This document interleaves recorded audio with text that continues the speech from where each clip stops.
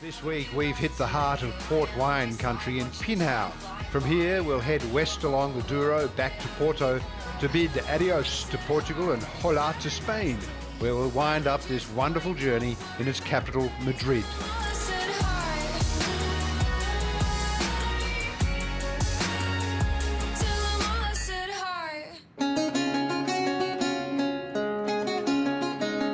Having sliced its way up the River Douro, the scenic azure has delivered us here. This is classic Portugal. This is the kind of village where you expect Clint Eastwood to ride in on his horse, an echoing whistle as his soundtrack. This is Portuguese spaghetti western. Time hasn't stood still here. It simply got up and marched off. This is the kind of village where you want to tie your mule to a vine, kick off your spurs and soak in a bathtub full of the famed port, with your hat on, of course.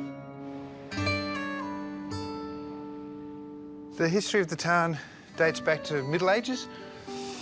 Yes, in the beginning, yes. The name of Provenzent, it was the name of a warrior. He died taking care of the people who lives in this village. Right. And then after that, you have the big families from the port wine until now, 21st century, that only lives 300 people, but in the old times it was more than 1,500. Right. Yes. So it was real agricultural centre. Yes, yeah. yes. And lots of wealth. Yes. Yeah.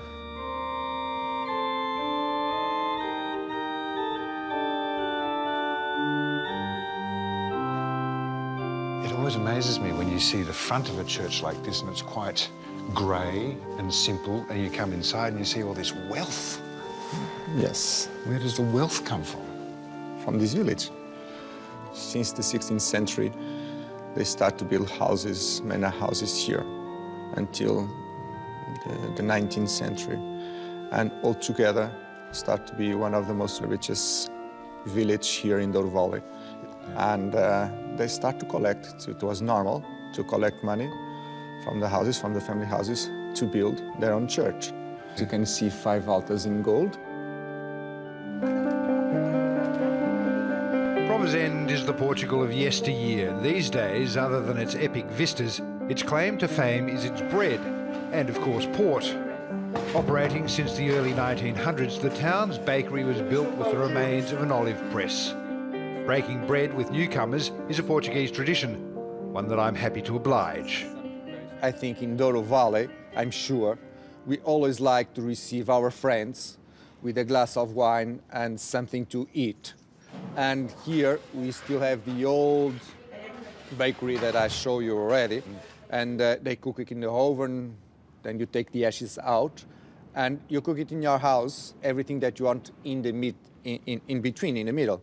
You really know how to live life and enjoy life, don't you? Yes. You Portuguese. Like I told you, we have a space for you. I'm coming. I'm moving in.